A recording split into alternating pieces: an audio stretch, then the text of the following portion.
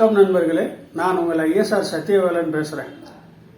வழக்கமாக அன்னைக்கு பார்த்தீங்கன்னா இந்த ஃபேன், நம்ம கூலிங் ஃபேன் மாற்றமுள்ள செட்டில் ஆம்பிளிஃபயரில் வந்து அசம்பிள் பண்ணும்போது கூலிங் ஃபேன் மாற்றமா இல்லையா, அதை பற்றி தான் இன்றைக்கி ஒரு வீடியோ. ஏற்கனவே அந்த ஃபேனை பற்றி ஓரலாக சொல்லியிருந்தேன்.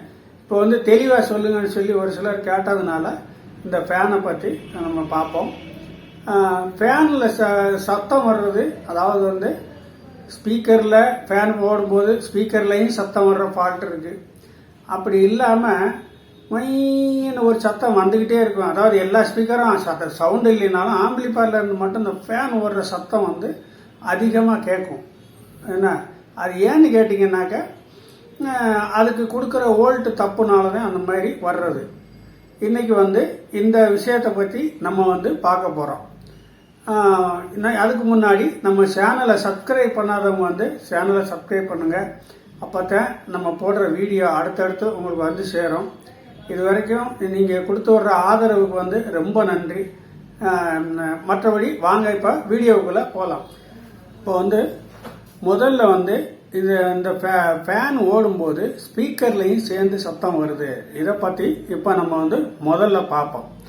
அதாவது என்னன்னு பார்த்தீங்கன்னா, இந்த ஃபேனில் வந்து வோல்ட்டு கொடுக்கறது சிலர் புதுசாக பழகுங்கிறவங்களுக்கு வந்து தெரியாது. இதில் 12 வோல்ட் எழுதியிருப்பாங்க. இந்த 12 வோல்ட் எழுதியிருக்கவும் 12 வோல்ட் கொடுத்தா ஓடும் அப்படின்னு சொல்லிட்டு அவங்க வந்து என்ன செய்வாங்கன்னா, ஒரு வேளை ரெகுலேட்டர் போட்டோ அல்லது 12 வோல்ட் வர்ற இடத்துல இருந்தோ எடுத்து இதில் கொடுத்துருவாங்க. அப்படி கொடுத்தீங்கன்னா இதில் வந்து சவுண்டு வர ஆரம்பிச்சிடும். ஓகேவா? இந்த சவுண்டு ஃபேன் ஓடுற சவுண்டு எப்படி ஓடுதோ அதே மாதிரி ஸ்பீக்கர்லையும் சவுண்டு வர ஆரம்பிச்சிடும். இந்த சத்தத்தை நிறுத்தணும்னா என்ன பண்ணணும்னா, நீங்கள் வந்து இந்த ஃபேனுக்கு வந்து தனியாக வோல்ட்டு கொடுக்கணும். அந்த நம்ம ஆம்புக்கு போகிற வோல்ட்டில் வந்து எடுத்து ரெகுலேட்டர் போட்டு வந்து கொடுக்கக்கூடாது. தனியாக ஒரு சின்ன டிரான்ஸ்ஃபார்மர் போட்டு கொடுங்க.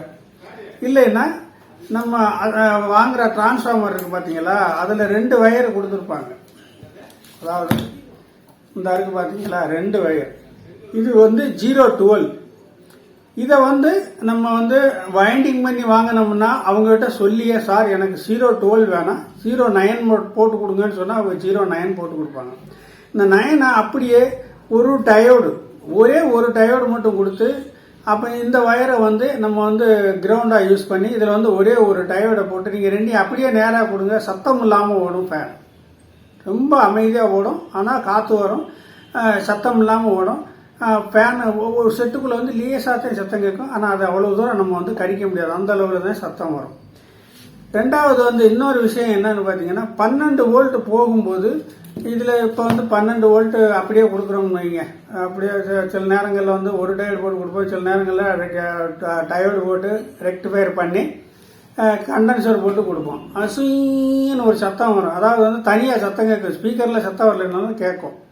அது மாதிரி இந்த டிரான்ஸ்ஃபார்மரில் உங்களுக்கு வாங்கும்போது இந்த வைண்டிங் இல்லை அப்படின்னாக்க ஒரு 0.5 ஆம்பியர் 0.5 ஆம்பியர் தான் இது எடுக்கும். அதுக்கு கூட கம்மியாக தான் எடுக்கும். இது ஒரு டிரான்ஸ்ஃபார்மர் ஒன்று வாங்கி 12 வோல்ட் 012 ஒரு டிரான்ஸ்ஃபார்மரை வாங்கி அதில் இருந்தும் கொடுக்கலாம்.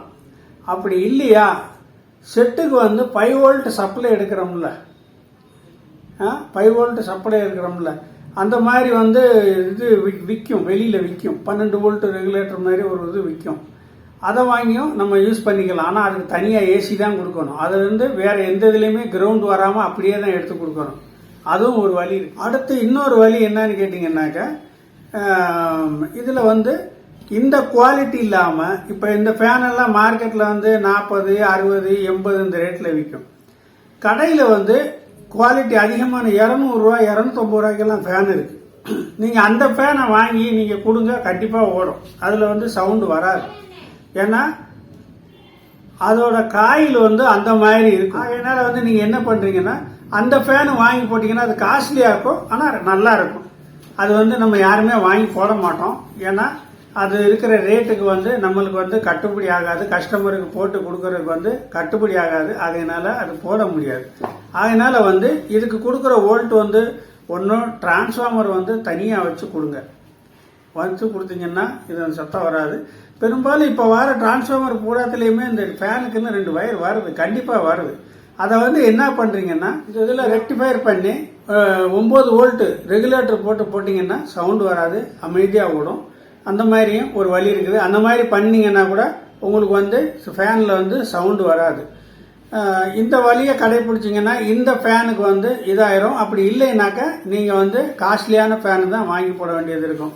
இதில் சில இதில் வந்து என்னன்னே கண்டுபிடிக்காத லெவலில் எல்லாத்துலேயும் கொடுத்தே எனக்கு சவுண்டு வருது, உயின்னு சவுண்டு வருது, ஃபேன் ஓடையில சவுண்டு வருதுன்னு பார்க்குறீங்க. ஆனால் வந்து அது வந்து ஃபேன் ஓடுற சவுண்டு வந்து கிடையாது. ஏற்கனவே உங்கள் செட்டில் அம்மிங்க வந்துச்சுன்னா அது இதுவும் சேர்ந்து ஓடுறப்ப வந்து உங்களுக்கு ஃபேன் சத்தத்தில் வர மாதிரியே தெரியும். உங்களுக்கு அந்த டவுட்டை கிளியர் பண்ணுறதுக்கு என்னன்னு கேட்டிங்கன்னா ஃபேனை டிஸ்கனெக்ட் பண்ணிவிட்டு அதுக்கப்புறம் ஆன் பண்ணி பாருங்கள் அம்மிங்க வருதான்னு செட்டில். அப்போ அம்மிங்க வரலைன்னா நீங்கள் நினைக்கிறது சரி ஃபேன்லேருந்து ஓடையில் தான் வருது அப்படின்னு நினைக்கணும். அப்போ வந்து எப்படின்னு பார்த்தீங்கன்னா இந்த ஃபேன் ஒயர் வந்து எர்த் ஒயரோ ஏதோ ஒன்று, கிரவுண்ட் ஒயர் ஒன்று கிரவுண்டில் இருக்கும். இல்லைன்னாக்கா இந்த நீங்கள் வந்து அதுலேருந்து எடுத்திருப்பீங்க தெரியாமல், நீங்கள் வந்து மொத்தத்தில் பவர் சப்ளைலேருந்து எடுத்திருப்பீங்க. அப்படி எடுக்காமல் இது பண்ணிங்கன்னா உங்களுக்கு வந்து ஃபேன் ஓடுற சத்தம் வந்து கேட்காது. ஃபேன் சைலண்டாக ஓடுற மாதிரி நல்லா, அதாவது வந்து செட்டுக்குள்ளேருந்து சத்தம் வராது.